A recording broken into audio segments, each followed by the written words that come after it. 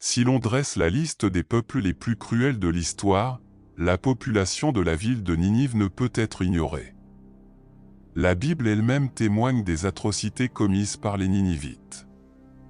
L'une des histoires bibliques les plus connues est celle du prophète Jonas, qui tente d'échapper à l'ordre de Dieu de prêcher aux Ninivites. La question qui se pose est la suivante: pourquoi Dieu voulait-il détruire Ninive et pourquoi Jonas voulait-il aller n'importe où, pourvu que ce soit le plus loin possible des Ninivites? Il est vrai que beaucoup de gens voient en Jonas un prophète désobéissant et lâche, mais cela ne veut pas dire que quelqu'un d'autre aurait agi différemment à sa place. En fait, si vous étiez un Israélite vivant aux alentours du 8e siècle avant Jésus-Christ, les Ninivites n'auraient probablement pas été vos meilleurs amis. Vous auriez réfléchi à 2 fois avant de souhaiter du bien à la ville de Ninive. Dans cette vidéo, vous comprendrez qui étaient les Ninivites, pourquoi ils ont acquis une réputation de cruauté et, enfin, ce qui est arrivé à ces gens et à leur ville. Comme leur nom l'indique, les Ninivites étaient les habitants de la ville de Ninive, située en Syrie près du fleuve Tigre. La ville de Ninive avait une histoire ancienne et riche, et ses habitants ont connu des conditions de vie différentes au fil du temps. À l'apogée de leur puissance, les Ninivites vivaient dans une grande ville importante dans l'Antiquité. En effet, sous le règne du roi Sennachérib, elle est devenue la capitale de l'Empire assyrien, l'un des plus grands empires de l'Antiquité. Cet empire était une puissance militaire et administrative qui s'étendait sur de vastes territoires, dont certaines parties de l'Irak, de la Syrie et de la Turquie. En tant que capitale de l'Empire assyrien, la ville de Ninive a également joué un rôle important sur la scène culturelle, artistique et religieuse. Le livre du prophète Jonas souligne la grandeur de cette ville et mentionne l'abondance de ses habitants. Dès le début du livre, au chapitre 1 et au verset 2, Ninive est décrite comme une grande ville. Dès le 8e siècle avant Jésus-Christ, les Ninivites étaient les citoyens d'une véritable métropole de leur temps, vivant dans un centre religieux et administratif au commerce dynamique. Les souverains légendaires qui ont régné sur Ninive ont laissé une empreinte indélébile sur la ville. Les Ninivites étaient habitués à voir de grands palais et bâtiments dans leur ville. Les livres de Jonas, ainsi que les vestiges archéologiques de la région de l'ancienne Ninive et les textes anciens, fournissent des informations importantes sur la vie des habitants de ce pays. Tout d'abord, les Ninivites étaient profondément attachés à diverses divinités. Il semble que la vie à Ninive était intrinsèquement liée au culte de la déesse de la fertilité et de la guerre. Cependant, outre cette divinité, les habitants de Ninive vénéraient également d'autres dieux, comme Nabuchodonosor. Deuxièmement, les Ninivites, qui faisaient partie de l'Empire assyrien, sont devenus célèbres dans l'histoire pour leur cruauté.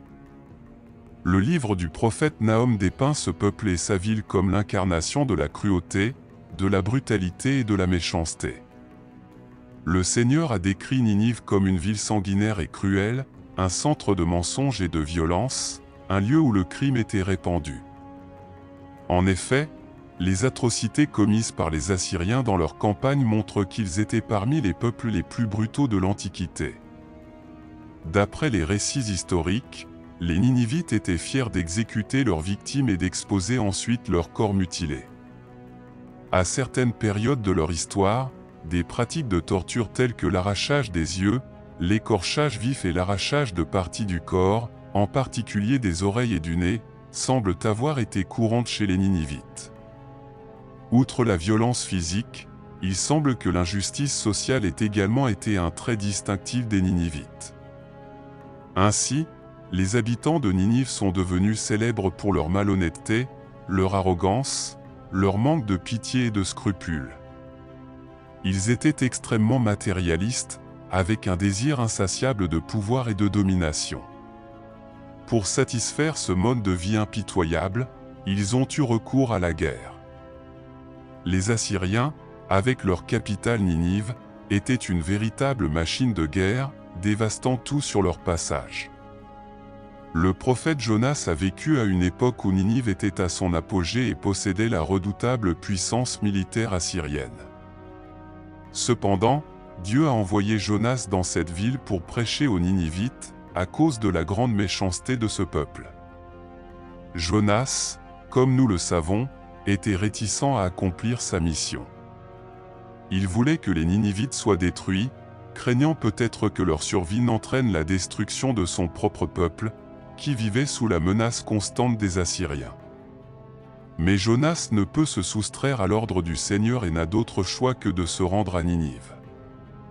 Lorsqu'il a atteint la ville, il a proclamé le message divin. La Bible nous dit que les Ninivites ont cru en Dieu et se sont repentis de leur mauvaise conduite et de la violence de leurs mains. Le Seigneur n'a pas détruit ce peuple. Cela montre que la grâce de Dieu peut atteindre même les personnes les plus pécheresses. Cependant, il est important de se rappeler que le Seigneur est souverain et qu'il accorde sa miséricorde à qui il veut. Jonas et la nation d'Israël ont dû apprendre cette leçon, même si cela n'a pas été facile, d'autant plus que les Ninivites ont peu après dévasté le royaume du nord d'Israël et exilé plus de 27 000 personnes. Ce que Jonas craignait probablement a fini par se produire. Cependant, Dieu a ses desseins et l'être humain doit faire confiance à sa providence. Il est vrai que certains mettent en doute l'historicité de ce récit biblique, considérant le récit des Ninivites dans le livre de Jonas comme une parabole ou un commentaire allégorique de la Torah. Cependant, le Seigneur Jésus-Christ lui-même a été témoin de la repentance des Ninivites, contemporains de Jonas, ce qui indique que ce récit est historique et prophétique. Les Ninivites ont répondu à l'appel à la repentance, mais malheureusement, la génération qui s'est repentie à l'époque de Jonas a rapidement repris le chemin de l'erreur et de la méchanceté. Peu après, les prophètes Nahum et Sophonie ont annoncé la vengeance irréversible du Seigneur contre les Ninivites.